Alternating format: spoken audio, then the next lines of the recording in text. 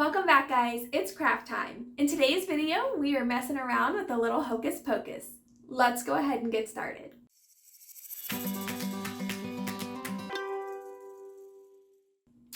I wanted to create a couple door hangers that are Hocus Pocus inspired, so I've picked out two designs today that I'm going to share with you and walk with you through how I created them. For the first one, we are going to do the saying where Danny is trying to convince Max that she wants to go trick-or-treating but can't go on her own, and she said, "But it's a full moon outside, the weirdos are out."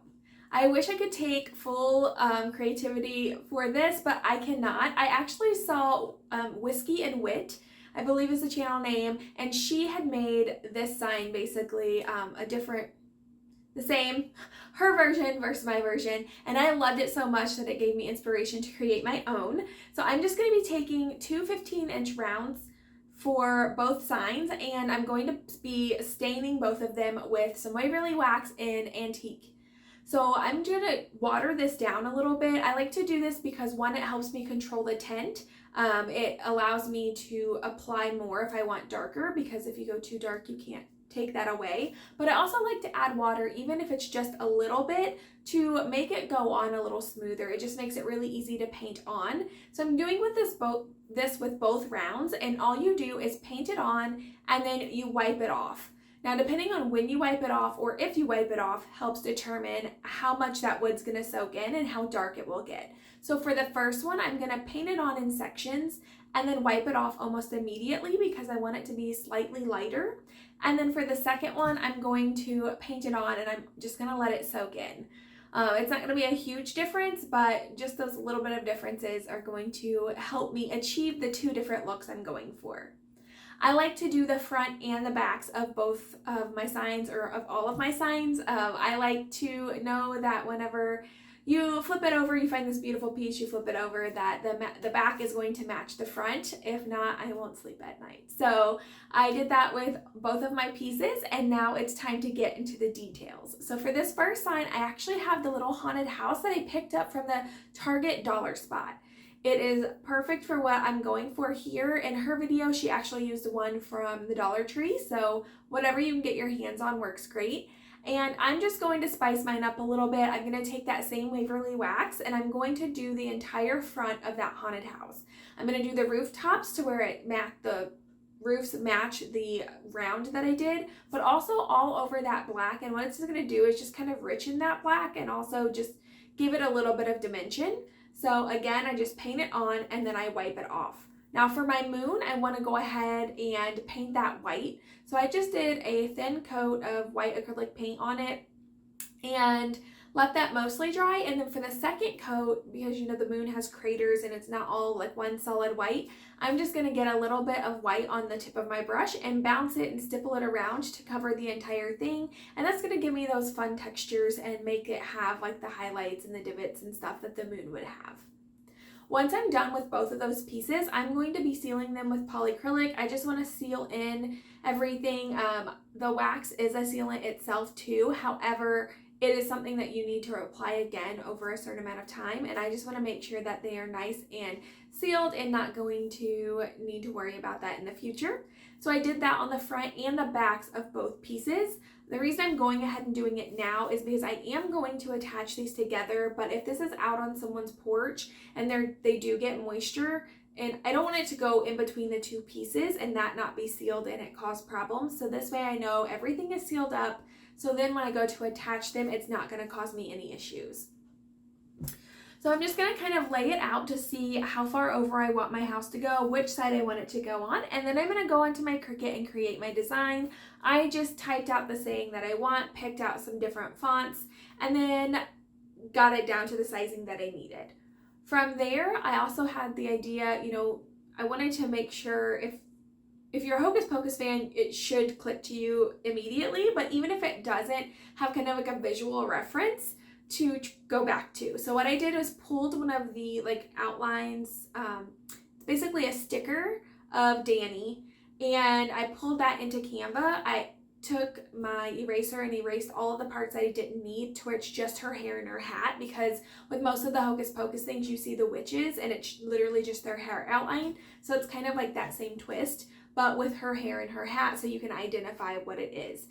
I took away everything I didn't need and then I blacked it out, imported it into Cricut, and then used that, cut out the outline with a little dash. That way you can see it's like her quote.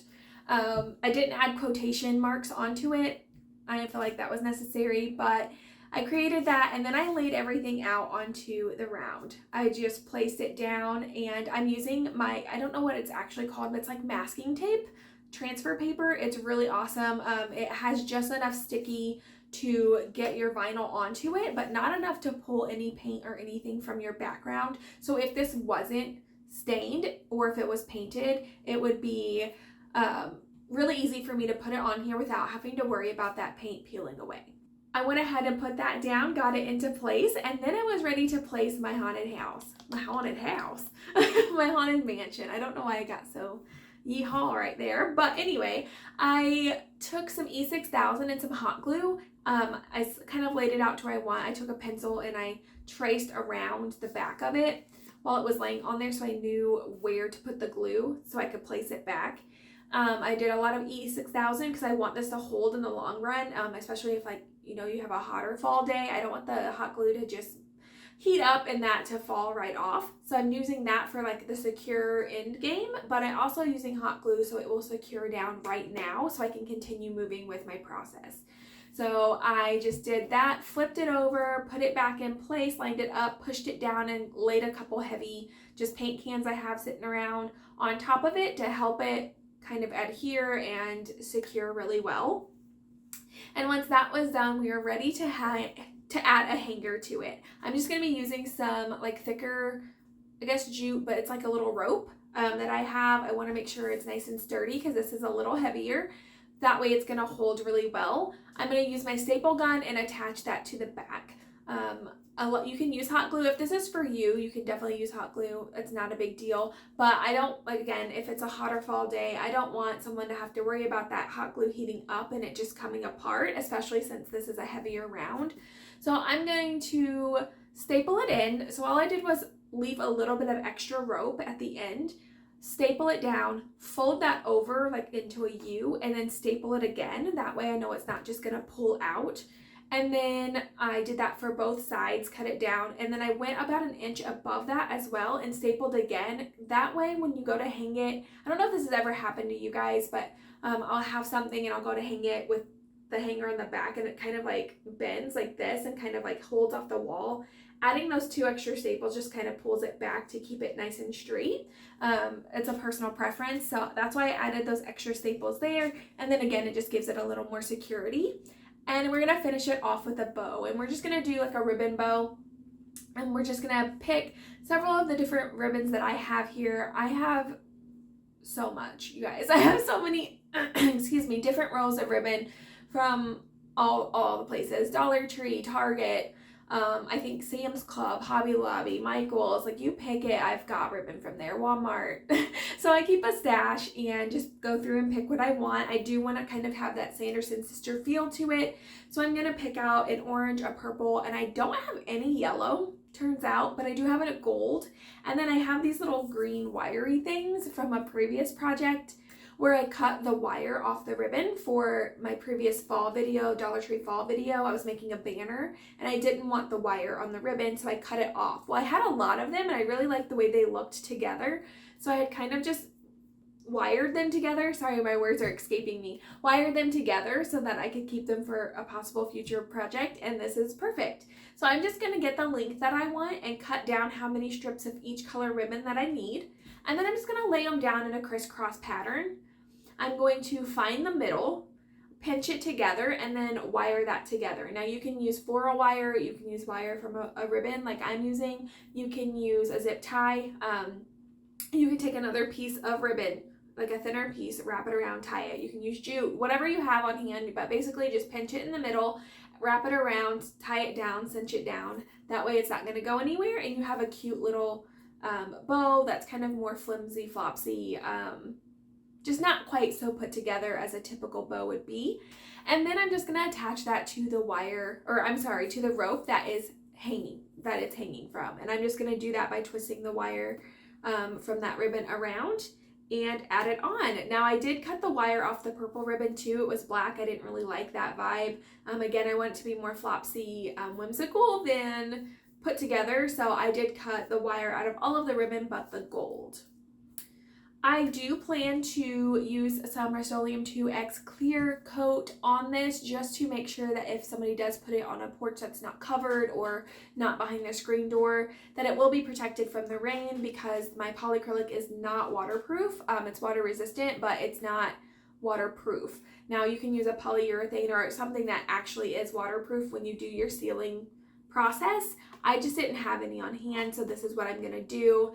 And again, I didn't want to just spray it at the end because if something got in between the two, I was worried that they'd cause some issues. So now that I know everything has a good coat and is sealed up, I can give it a really good spray a couple times, like a couple coats of that, and know that it's going to be good and last for someone for years and without me having to stress out about it. I love this. Again, Whiskey and Wit, she had a really awesome video. I'm going to go back and try to find it with so many Hocus Pocus related crafts on them, but this one was super cute. Again, this is my twist on it. Definitely always give someone credit, but don't be afraid to use them as your inspiration. So this is what I came up with this, and I'll just let you guys check it out and we'll head into the next one. Now for this one, I'm kind of putting my own twist on when Winnie is at the window and she says, "Oh, another glorious morning makes me sick." We all know that quote. We all love it, I'm sure, just the same. So I am going to be making another wood round door hanger that will be kind of my twist on things, and we're going to make it say, "Oh, look, another visitor makes me sick." Glorious didn't quite fit into that phrase the way I would want it to, so I did remove that word. However, I think people will get that down. Now I am putting my own spin on this again because I don't know if wood round door hangers are on the outs or not. However, I sometimes find them a little boring. They need a little something else, which is why I was so attracted to the one that Whitney did on Whiskey and Wit. I hope that's her name. I'm so sorry if not. So I wanted to create some shutters to go on the sides of this because at the end of that scene, she slams the shutters shut. You can use scrap wood if you have it. I checked my wood pile. I didn't have anything that would work great, so I just went to my local hardware store and grabbed a few pieces that I needed. You can also, if you need to, use the little wood slats that they have at Dollar Tree. Honestly, it's not cost efficient for you. I got probably 3 times as much wood at my local hardware store to make this for a better price. So just to let you guys know, I went there, I picked up the ones that I needed. I believe mine are a 2-inch by like a 1/2 inch. I honestly don't know. I didn't check. And I was going to use the ones that are, there's like some that are rougher that need to be sanded down and taken care of because I wanted to have that like old cabiny feeling, but these ones that I got were actually only 20 cents more and I didn't have to do any extra work, so I figured I would just distress them on my own without having to worry about splinters or anything else like that. So I just grabbed these. I believe they were $1.99 for a 3-foot piece. I was going to get 6-foot pieces, but they didn't have any in the ones that I wanted, so I just grabbed these. I think I grabbed 5 of them and I only needed 4. So I'm going to make them the same length as the sign, which is it's a 15-inch round. So I went ahead and marked 15 inches. I was able to get 2 of the slats from one of the pieces. So I went from one edge, did 15, and then I went from the other edge and did 15 and made 2 cuts and left the middle. That way, excuse me, if my cut was a little off, it wasn't going to cause problems with the next piece. So I did that. So I needed a total of 6 of these slats that are 15 inches long. So I cut those down, and that was a total of 3 of the pieces that I got. And then I used that middle piece. I need 4 total, so 2 for each, and that's what's going to hold my shutter together.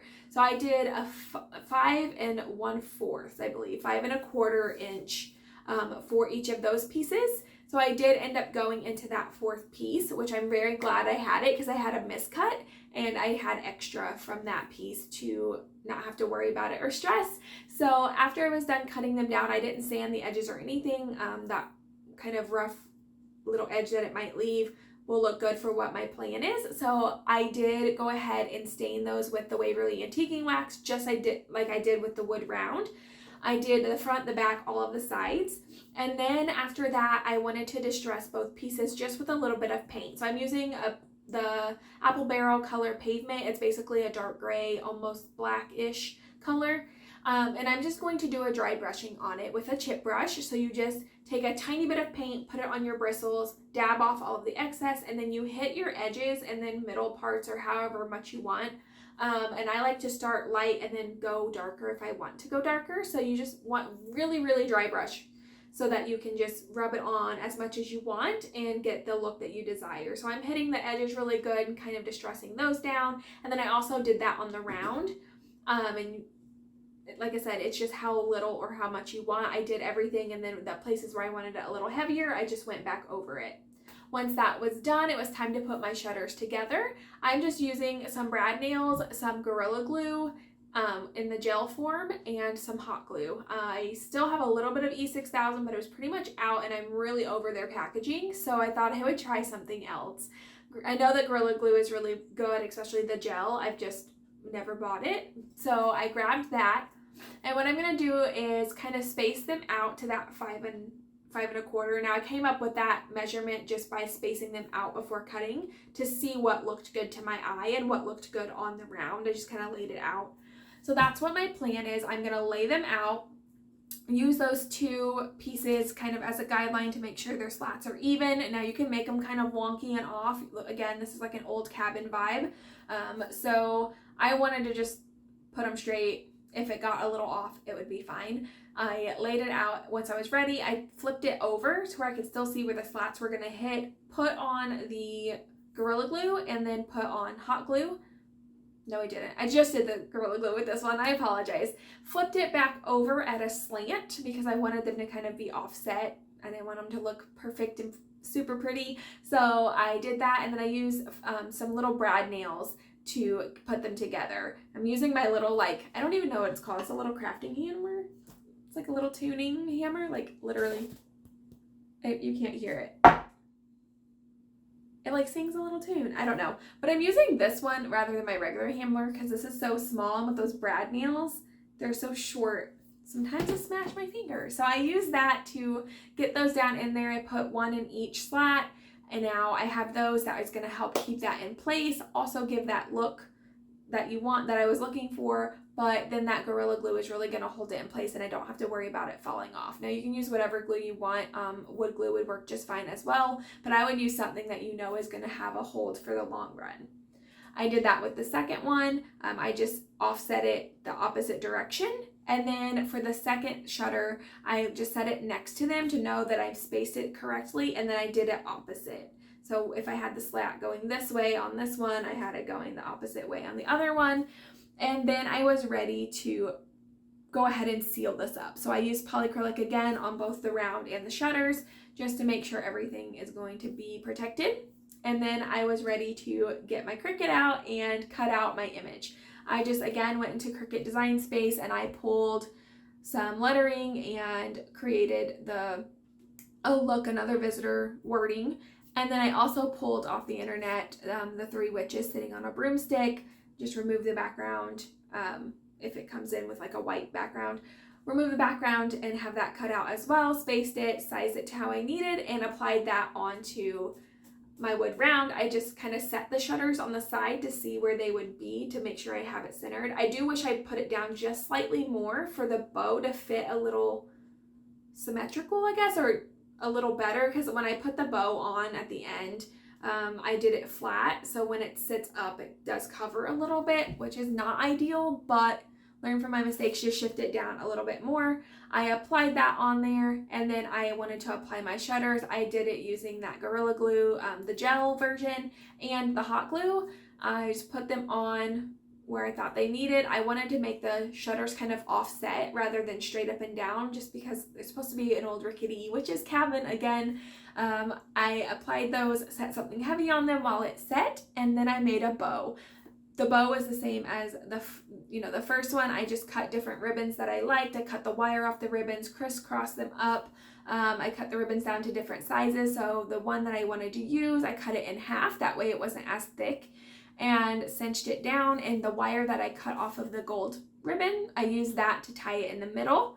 Now for this one, I want to have it in the middle on the actual wood round. So I just left extra wire. I folded it over, put it in the place, and then I stapled that down. So I did it to where the bow was up, on top of it. So then afterwards I folded the bow over it. I hope this makes sense. And then I put a little piece of hot glue so that it would stay in place. So not only do I have a staple there, and the bow kind of goes up and folds over, so it's not going to just slip out. And then I have the hot glue to keep the bow in place so that it's not just kind of free and around, just to kind of make sure that it's secure and not going to go anywhere. Again, I'm going to take this outside and hit it with my Rustoluem 2X clear coat and matte, just to make sure, give it a little extra protection. But I am so pleased with how these turned out. I would love to hear from you in the comments which one is your favorite, and give me a thumbs up if you enjoyed this video. I do have another Hocus Pocus video that I did last Halloween where I took Dollar Tree dolls and turned them into the sisters and Billy and created a scene here. And if you're curious on how I did that, I will link it right after this video. You can check it out. Thank you guys so much for being here. I really, really appreciate it. If you're new and watching me, consider subscribing. If you're returning, thank you so much. I wouldn't be here without you. I'm going to take you guys in for a closer look, and I'll see you next time.